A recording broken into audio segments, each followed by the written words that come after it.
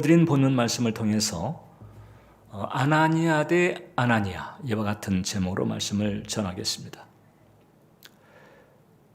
이 유대인들에게는 이 아나니아라고 하는 이름이 이제 상당히 애용하는 이름인 것 같아요. 마치 이제 영어로 치게 되면 피터 혹은 제임스, 우리 한국어로 치게 되면은 뭐 영희 혹은 철수, 이제 이런 분위기를 가지고 있는 이름입니다. 사도행전에 이 세 사람의 동명이인이 등장을 합니다. 사도행전 5장에도 아나니아가 등장하고, 또 사도행전 9장에도 아나니아가 등장하고, 그리고 사도행전 24장에 거기는 이제 바울을 고발한 대제사장의 이름이 아나니아입니다. 근데 이제 오늘 우리가 나눌 말씀의 주인공들은 그 5장과 9장의 아나니아입니다. 대제사장은 이제 뭐 기독교와 사실상 이제 적대적 관계에 있기 때문에 이제 열외로 치는데, 특히 이제 5장과 9장의 아나니아는 어떤 특징이 있는가 하니, 이제 두 사람 다 초대교회의 멤버라고 하는 거죠. 물론 이제 지역은 달라요. 5장의 아나니아는 예루살렘 교회의 멤버였고, 그리고 9장의 아나니아는 이제 다메섹 교회의 멤버였습니다. 그러나 이제 두 사람 다 어떻든 지금 아주 역동적인 그 상황에 있었던 그 초대교회에 속해 있던 멤버들이고, 아마도 이제 오순절 성령 강림을 직간접적으로 체험한 이런 사람들로 이렇게 보여집니다. 그런데 이름은 같았지만 그들의 운명은 너무 극명하게 대조를 이루고 있어요. 잘 아시는 것처럼 이제 5장의 아나니아는 어떻든 성령님에게 거짓말을 했다가 이제 급사하는 비극을 겪게 됩니다. 그리고 이제 9장에 등장하는 그 아나니아는 이 바울을 위대한 사도로 세우면서 기독교 공동체에 편입시키는 그런 과정에서 아주 중대한 그 브릿지 역할을 하게 되죠. 같은 이름이었지만은 너무나 다른 운명의 길을 갔던 두 사람, 뭐가 그들의 운명을 그렇게 갈랐을까? 아주 결정적인 요인이 이제 바로 그 음성 듣기에 있었다, 이렇게 우리가 말할 수 있습니다. 그럼 첫 번째, 5장의 아나니아에게는 이제 어떤 일이 있었을까? 이 사건의 발단이 묘하게도 교회에 이제 헌물을 하는 과정에서 일어난 거예요. 이게 뭐 교회의 뭐 분쟁이라든지, 혹은 또 뭐 교회의 어떤 그 적대적인 행위를 한다든지 이런 게 아니고, 오히려 어떻든 헌물할 마음을 가지고 그 헌물을 드리는 과정에서 생각지 않은 이제 비극이 일어났습니다. 그 발단을 보게 되면 이제 이 초대교회 때에는 거의 사실상 이제 중하층 사람들서부터 선교가 많이 된 것 같아요. 그리고 이제 이미 유대교의 어떤 적대적인 핍박, 이런 부분이 이제 눈에 보이면서 기독교 신앙을 택한 사람들이 사회적으로 여러 가지 불이익을 당하는 경우들이 있게 됩니다. 이제 그런 과정에서 교회 공동체가 가지고 있는 것을 나누면서 서로를 이제 도와주는 이런 분위기가 성령 안에서 아주 자연스럽게 이제 만들어진 것 같아요. 그런 과정에서 이제 재산이 있는 사람들은 성령의 강화를 받고 이제 그것을 팔아서 교회에 헌물하는 이런 경우들이 많이 있었습니다. 대표적인 사람이 이제 바나바입니다. 사도행전 4장을 보면 구브로에서 난 레위족 사람이 있으니, 자, 레위족 사람이니까 유대인인데 구브로에서 났다는 거죠. 그러니까 교포 유대인 출신이라고 보면 돼요. 구브로는 이제 지금의 사이프러스죠. 이름은 요셉이라 사도들이 일컬어 바나바라 하니, 그가 밭이 있음에 팔아 그 값을 가지고 사도들의 발 앞에 두니라. 자, 이제 이런 이제 과정들이 있으면서 이제 서로 간에 또 감사를 표하고 또 존경의 마음을 가지고 이제 이런 상황이 이제 자연스럽게 일어났겠죠.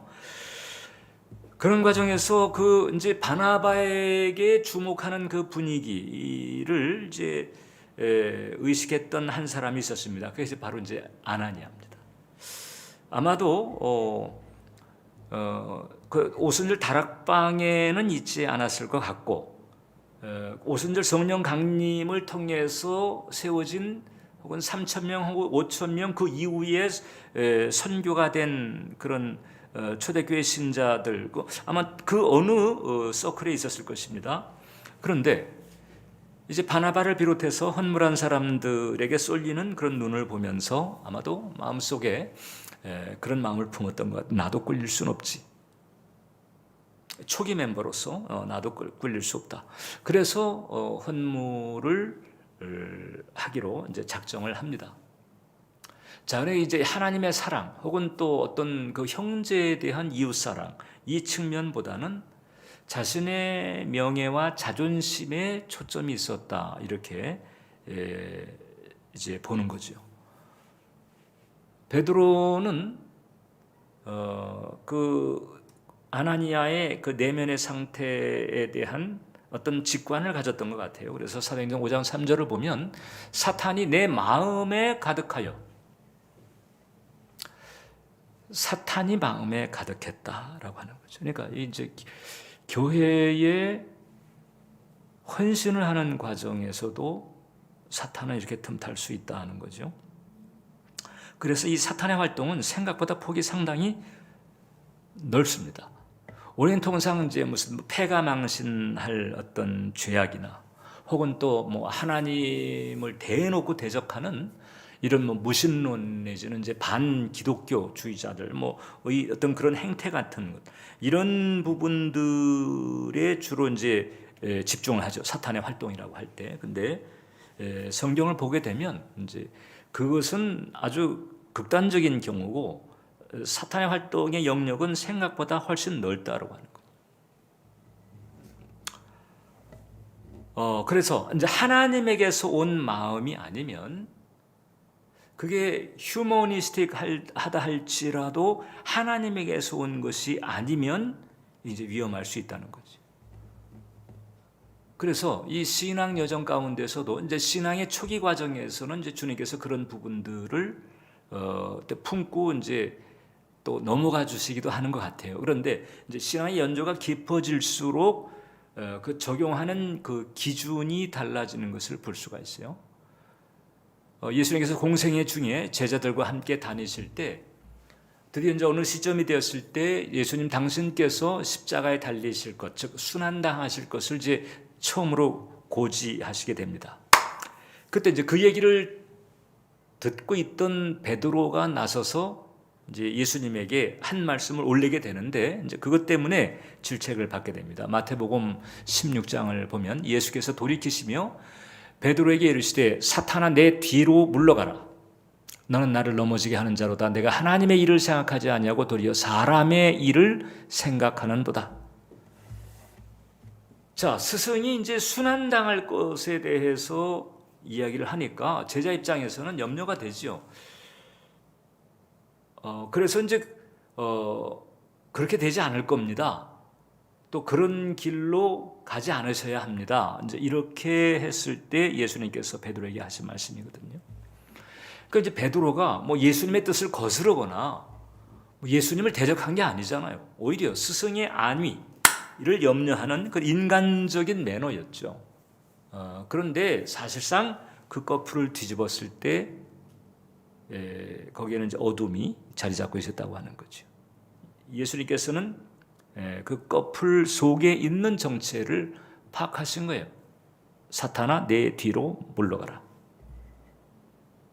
자, 그래서 베드로는 이제 예수님 말씀하신 것처럼 사람의 일을 생각했는데, 그 사람의 일이 때로는 좋은 경우도 있지만은 중요한 것은 하나님에게 속한 것이 아니라고 한다면 결국은 사탄의 일이 되어버리고 마는 거죠. 그러니까 하나님에게 분명히 소속이 된 생각 혹은 액션, 이런 부분들을 우리가 잘 지킬 수 있어야 된다.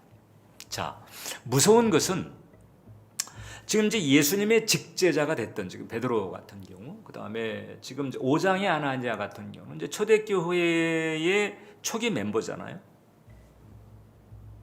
얼마든지 이 사탄의 생각이 파고들 수 있다는 거죠.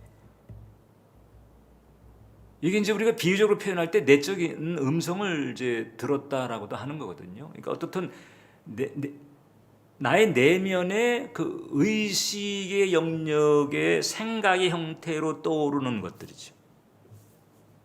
그것을 우리가 이제 비유적으로 음성을 들었다라고 말합니다. 주님의 음성을 들었다든지, 혹은 뭐 지금 이제 사탄이 주는 생각을 받아들인 거잖아요. 지금 베드로 같은 경우. 근데 이 5장의 아나니아는 이제 사실 잘못 들은 거죠. 그러니까 잘못된 것을 덜컥하니 붙잡은 거죠. 자신의 그 마음에 생각의 형태로 주어진 것인데 그게 다 잘못된 생각이었어요. 근데 그것을 덜컥 붙잡아 버린 거지. 우리는 대놓고 사탄의 일이 아니면 좀 안이해지는 경향이 있습니다. 그런데 사람의 일이라고 하는 것도 결국 하나님의 일이 아니면, 하나님의 소속이 아닌 것이고, 하나님의 소속이 아닌 것이면 영적인 차원에서는 중립지대가 없습니다. 결국 사탄에게 기울어지고 맙니다. 우리가 이제 선악과를 먹었던 그 아담과 하와를 볼 수 있는데, 아담과 하와가 하나님에게 뭐 반역할 마음을 고의적으로 품고 들이받겠다고 선악과를 따먹은 게 아니잖아요. 하나님에 대해서 전혀 적대적인 그런 생각을 하지 않았습니다. 그냥 하나님처럼 될 수 있다고 하니까 이제 이런 욕망을 가지고 하나님이 금한 금령을 어겨버린 거죠. 그 단순히 욕망이 튀어나왔을 뿐인데 사실상 이제 엄청난 그와 같은 대가를 치르게 된 것과 같습니다. 아나니아가 바로 이제 그와 비슷한 길을 가게 된 거죠. 그러니까 우리의 그 의식의 영역에 어떤 생각이 떠오르는가, 그 생각들을 우리가 잘 분별할 필요가 절대적으로 있는 거죠. 그럼 이제 두 번째, 이제 9장의 아나니아는 또 어떤 사람인가? 이 9장의 아나니아는 다메섹에 살고 있던 아나니아였습니다. 그리고 이 다메섹 교회의 신실한 그 리더였던 것 같아요. 근데 이 다메섹의 아나니아는 바울의 회심과 깊은 관련이 있습니다. 사도 바울이 사도 되기 이전에 사울 시절에 율법주의자로서 기독교인을 핍박하기 위해서 스데반이 돌맞아 죽는 자리에도 있었다는 거잖아요. 그리고 기독교인들이 있는 곳이면 찾아가 가지고 그들을 체포하고 투옥하고 그리고 박해를 하는 일을 서슴지 않았습니다. 그게 이제 예루살렘 내지는 이제 이스라엘 땅만이 아니고 그 이웃 나라, 그 다마스커스죠. 그 다메섹이라고 하는 그 지역에까지 가가지고 거기 있는 기독교인들도 잡아 족치겠다. 이렇게 해서 이제 말을 달려서 그 다메섹으로 가는 도중에 그때 이제 주님의 초자연적인 개입을 통해서 주님을 빛과 소리 가운데 만나는 체험을 하게 됩니다. 그때 이제 그 바울이 회심을 하게 되는 거잖아요. 근데 회심한 바울에게 하나님께서 연결시켜 준 사람이 바로 아나니아입니다.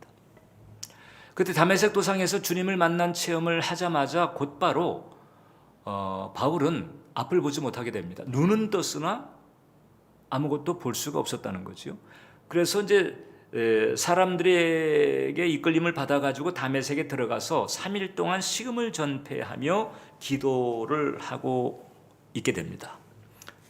그때 이제 주님께서 그 다메섹의 중심 리더였던 그 아나니아에게 나타나셔서 그로 하여금 이제 사도 바울을 만나게 합니다. 아나니아에게 나타나실 때 주님께서 그 아나니아를 부릅니다. 아나니아야. 그때 아나니아가 대답합니다. 주여, 내가 여기 있나이다. 그 음성이 주님께로부터 온 음성이라고 하는 것을 안 거예요. 우리가 이제 주님의 음성을 듣는다라고 하는 것은 무슨 돌비 스테레오로 막 그냥 왕왕 귓고막을 실제로 울리는 이제 이런 케이스는 아주 드문 케이스입니다.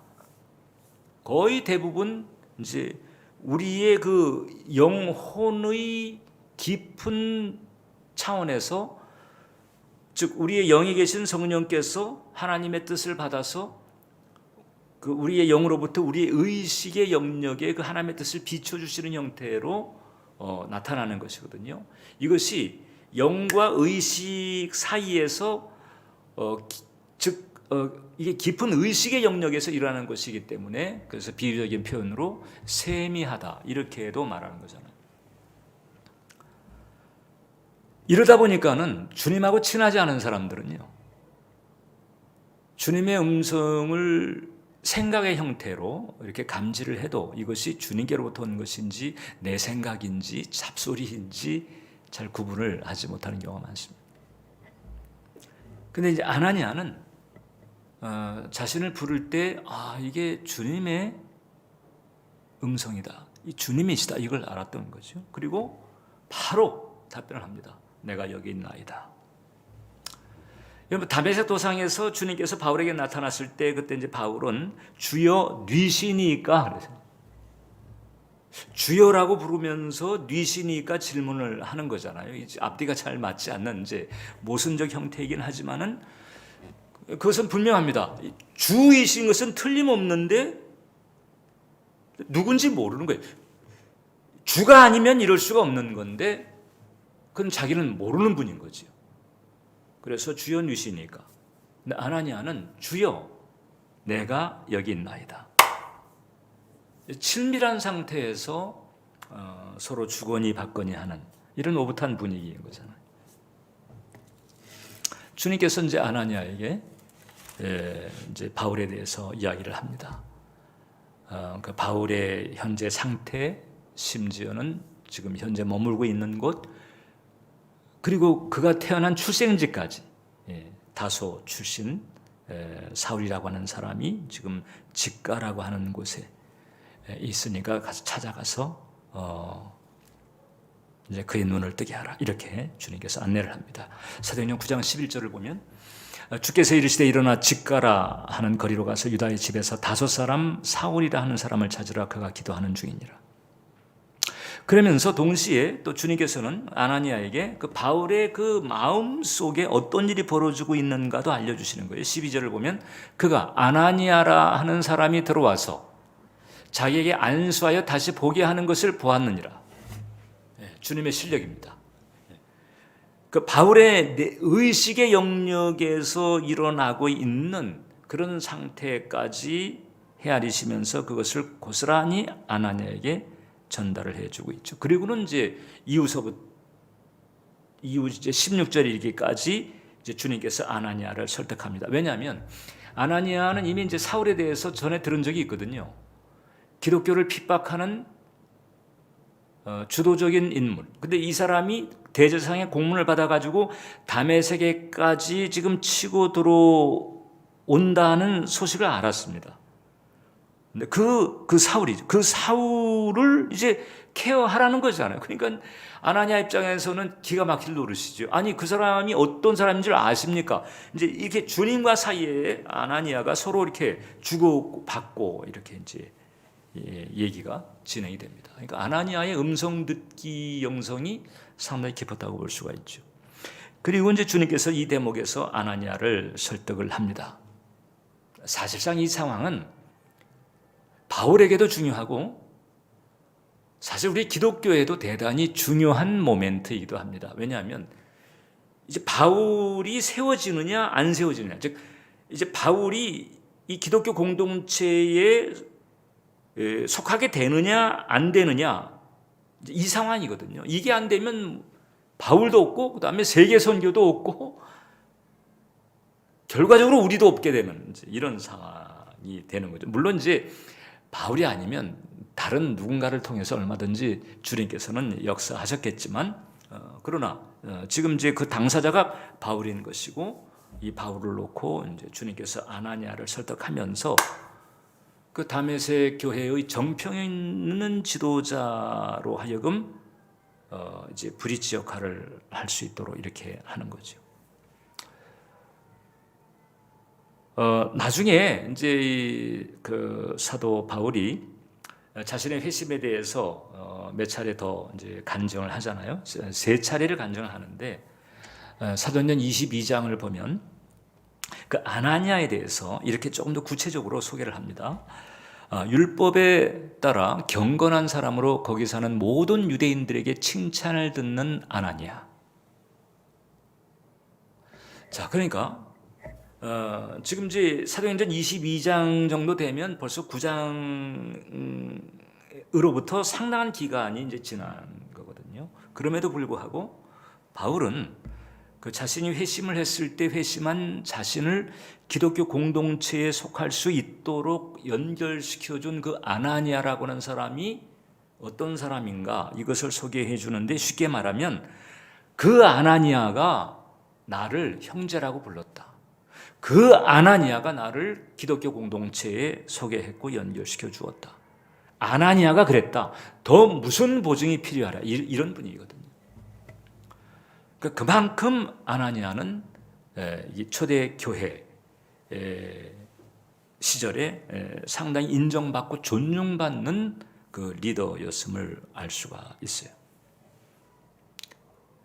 나중에 이제 바나바도 사실 이 바울을 기독교 공동체에 연결시켜서 이제 사도의 사역을 하게 하는 중요한 역할을 하잖아요. 근데 사실 바나바보다도 아나니아가 먼저 그 일을 했다는 거죠. 저는 이제 여러분들이 이 시대의 아나니아가 되기를 원합니다. 왜냐하면 지금 이제 믿지 않는 사람들도 많고 또 믿음을 가지려고 하는 사람들도 많이 있는데, 특히 이제 지금처럼 코로나 시대에는 그 예배 현장에 혹은 교제 현장에 참여하기도 쉽지가 않잖아요. 예배에 와서 예배를 드리고 그 다음에 이제 또 같이 그 공동체의 교제를 가지면서 신실하고 그 믿음이 좋은 분들을 또 보고 배우고 또 따라가고 이렇게, 그래서 성숙해가는 이런 과정이 있는 거거든요. 이제 이 예배와 교제가 활성화될 때에. 근데 지금 이제 코로나 상황은 그게 안 되고 있어요.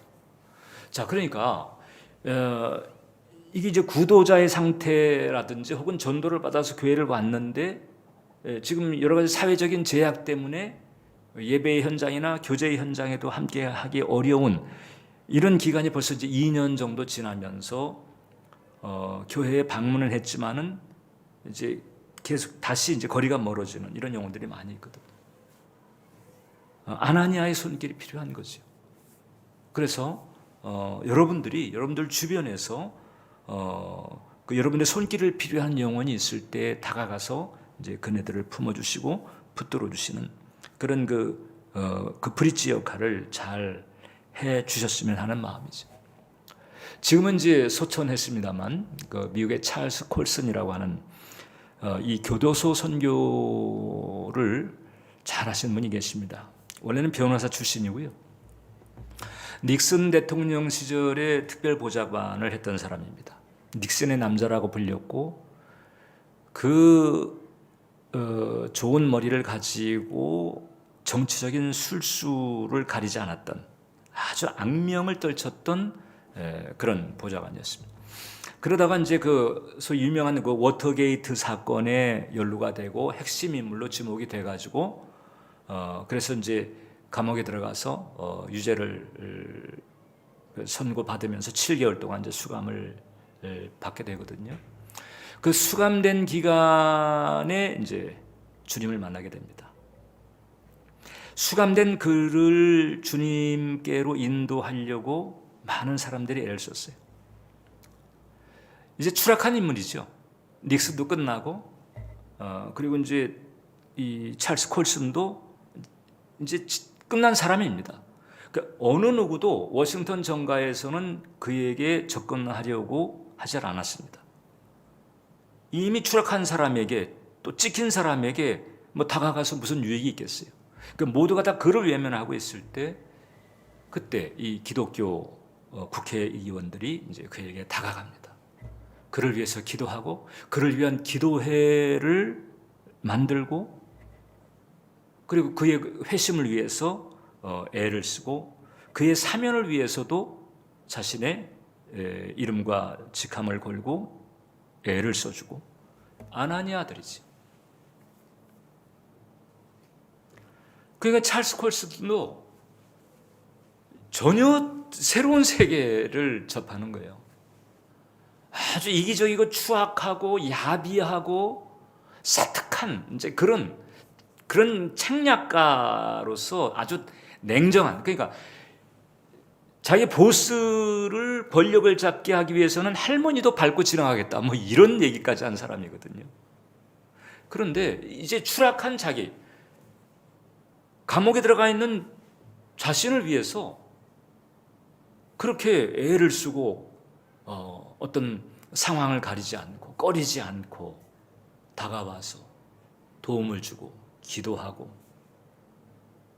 이런 모습을 보면서 새로운 세계를 접하게 되는 거죠. 그리고는 이제 그들이 건네주었던 이제 책이 있습니다. C.S. 루이스의 그 순전한 기독교라고 하는 책을 읽고는 이제 그런 과정에서 회심을 하게 되고 완전히 거듭나면서 완전히 딴 사람이 돼.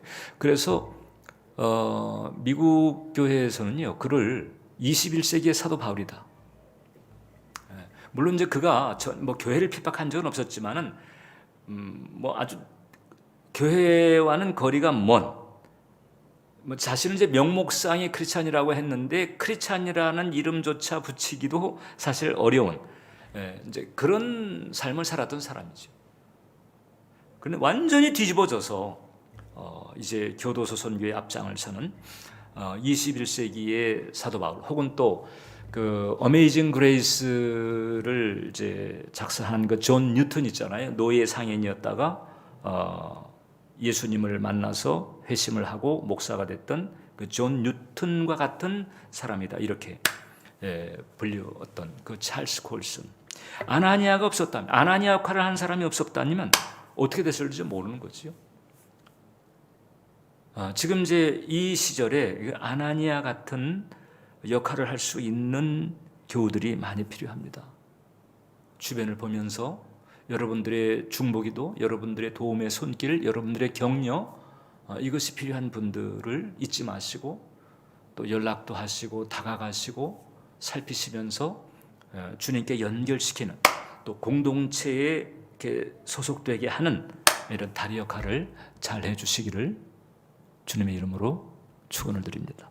마지막으로, 자, 그래서 세 번째, 이제 주님의 음성이 지닌 특징을 우리가 이 두 사람의 아나니아를 통해서 감잡을 수 있다고 하는 거죠.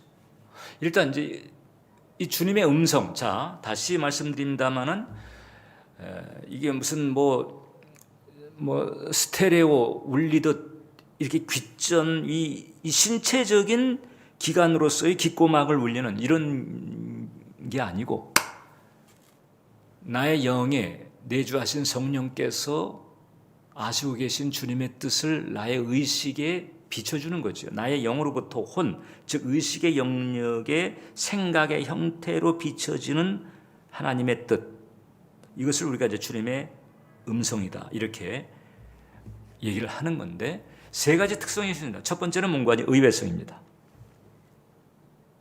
주님하고 우리하고 수준차가 있기 때문에 의외성이 없을 수가 없습니다. 내가 뻔히 예상할 수 있고 내가 뻔히 파악할 수 있다면 어떻게 그분이 하나님이시고 창조주이시겠어요? 당연히 내 수준을 넘어서야지.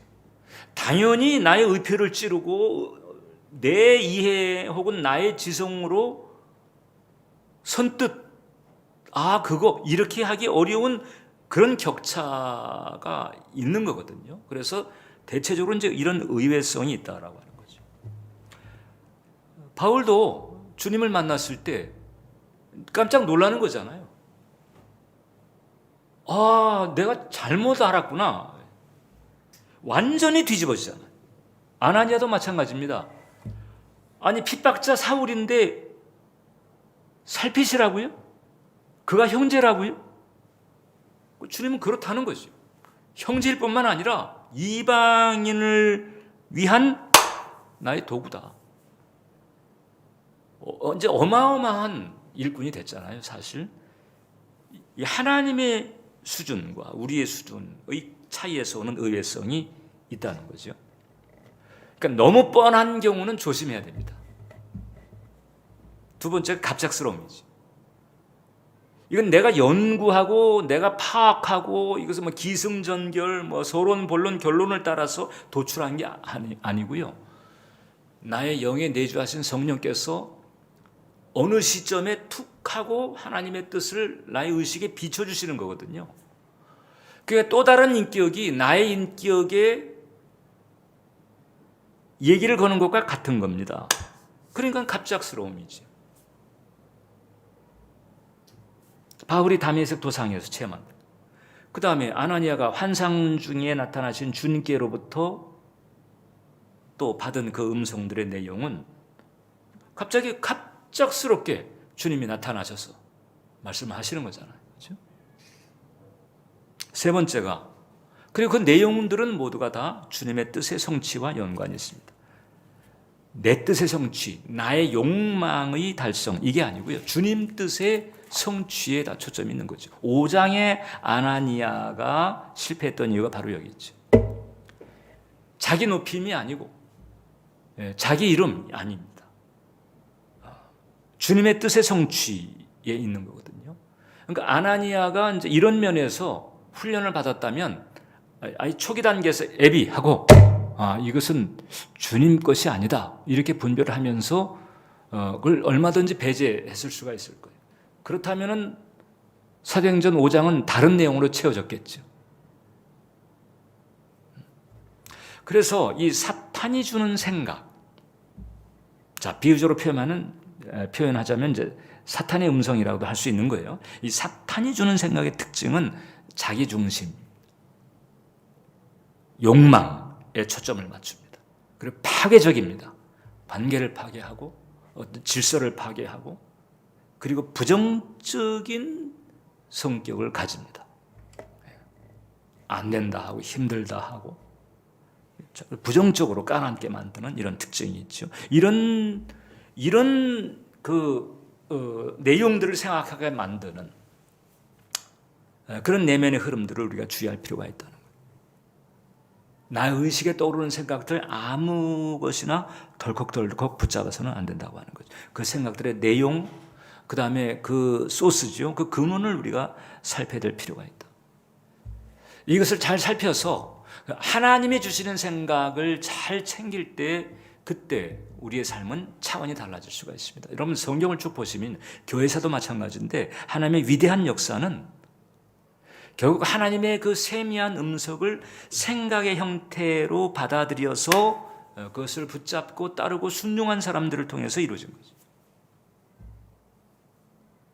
구약이 됐든 신약이 됐든 모두가 다 그와 같은 과정을 거치는 것입니다. 물론 이제 우리에게는 66권의 성경이 있습니다. 66권의 성경을 구체적인 현실에 이것을 이제 어떻게 적용해 나갈까 하는 과정에서 역시 하나님의 음성은 생각의 형태를 통해서 나의 의식에 비춰진다는 거예요.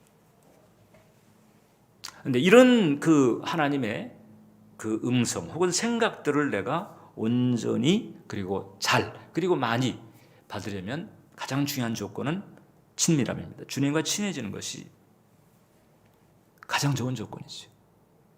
아나니아가 환상 중에 주께서 나타나셨을 때 주여 내가 여기 있나이다. 주님이시네. 나를 부르시는구나. 뭐 오류 없이 오차 없이 그것을 이제 분별을 하잖아요. 영분별이 상당히 수준 높게 이루어지고 있을 뿐만 아니라 주님과 사이에서도 이제 바울의 안위를 놓고 마치 밀당하듯 그렇게 영적인 어떤 그런 교감이 이루어지고 있는 것이거든요. 이미 주님과 사이에 친밀감이 바탕이 되어 있었기 때문에 일어날 수 있는 일이죠. 그러나 이제 주님하고 친하지 않았던 그 바울은 다메섹 도상에서 주여 해놓고도 틀림없이 주가 아니면 이럴 수가 없는 건데 자기는 알지 못하겠는 거예요. 그러니까 뉘시니까 이렇게 되는. 이제 우리는 그쪽이 아니고 주여 내가 여기 있나이다. 우리는 이렇게 가야 될 줄 압니다.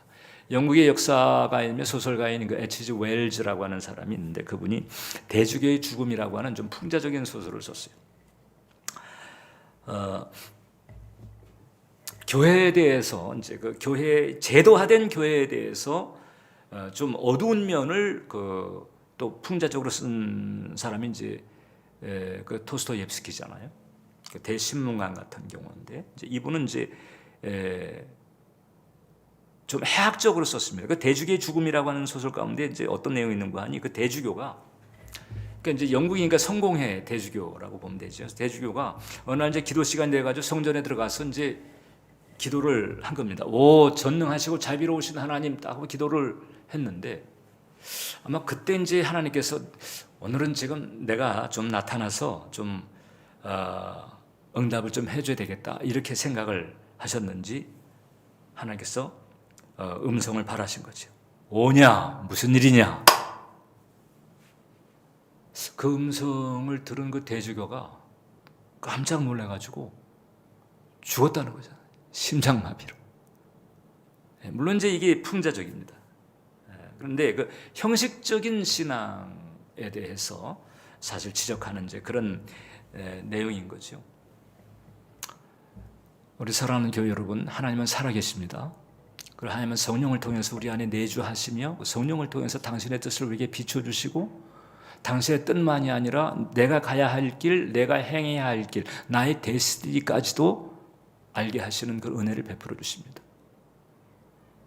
나에 대한 행적과 나에 대한 행보를 다 챙기시기를 원하시는 분이죠. 그래서 성령님을 통해서 끊임없이 우리의 걸음을 간수하시고 우리의 길을 인도하시는 줄 믿으시기 바랍니다. 그래서 우리가 말씀에 충실하면서 성령님을 통해 주님과의 친밀함 이 바탕을 잘 구비할 때 그때 우리가 9장의 아나니아입니다. 5장의 아나니아가 아니라 9장의 아나니아처럼 귀하게 쓰임받을 줄 믿습니다. 그렇게 쓰임받는 여러분 되시기를 주님의 이름으로 축원드립니다. 기도하겠습니다. 은혜로우시고 자비로우신 하나님, 이 거룩하고 복된 날에 이렇듯 주 앞에 나와 영과 진리로 예배를 드리며 말씀을 받게 하시니 감사합니다. 살아계신 하나님, 5장의 아나니아와 9장의 아나니아가 영 다른 길을 걸었습니다.